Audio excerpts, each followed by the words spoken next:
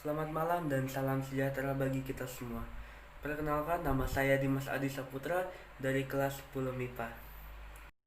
Oke, pada kesempatan kali ini saya akan membawakan materi atau membacakan materi tentang identifikasi struktur tubuh bakteri. Oke, secara struktural, bakteri tersusun atas kapsul, dinding sel, membran sel, sitoplasma, materi genetik, ribosom, bulu cambuk, dan plasmid, seperti pada gambar berikut di bawah ini.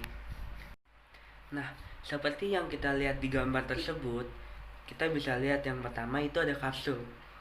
Nah, kapsul adalah selubung pelindung bakteri yang tersusun atas polisakarida. Nah, kapsul itu terletak di luar dinding sel. Hanya bakteri bersifat patogen yang mempunyai kapsul. Nah, fungsi kapsul adalah untuk melindungi diri dari kekeringan dan mempertahankan diri dari antitoksin yang dihasilkan oleh sel inang. Yang kedua, kita akan bahas tentang dinding sel. Dinding sel bakteri tersusun atas protein yang berkaitan dengan polisakarida atau peptidoglikan. Dinding sel terletak di luar membran sel. Adanya dinding sel menyebabkan bentuk bakteri menjadi tetap. Dinding sel berfungsi untuk melindungi sel bakteri terhadap lingkungannya. Selanjutnya kita akan membahas tentang membran sel. Nah, membran sel tersusun atas molekul lemak dan protein atau fosfolipid. Membran sel bersifat semi-permeable, yaitu membran sel mengandung enzim respirasi. Fungsinya adalah untuk membungkus plasma dan mengatur pertukaran mineral dari sel dan keluar sel. Selanjutnya, kita akan bahas tentang sitoplasma. Sitoplasma adalah cairan yang terdapat di dalam sel.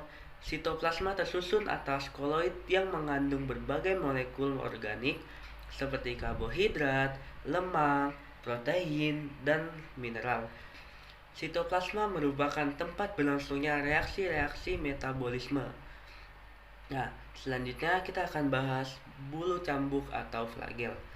Flagel adalah alat gerak pada bakteri sehingga membantu bakteri untuk mendekati makanan atau menjauh jika ada racun atau bahan kimia. Yang F atau selanjutnya kita akan bahas tentang materi genetik.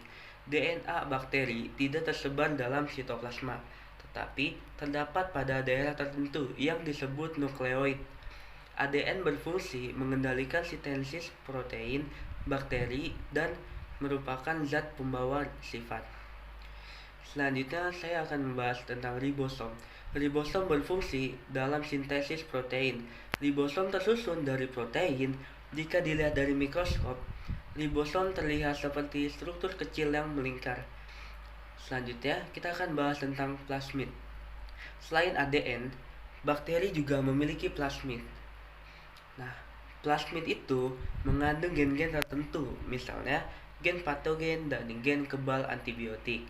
Plasmid juga mampu memperbanyak diri dalam satu sel bakteri, bisa terbentuk kurang lebih 20 plasmid. Oke, mungkin itu saja yang dapat saya sampaikan pada kesempatan malam hari ini yang berbahagia. Mohon maaf apabila ada kesalahan kata yang tidak sengaja saya ucapkan. Kurang dan lebihnya saya mohon maaf. Wabillahi taufiq wal hidayah. Wassalamualaikum warahmatullahi wabarakatuh.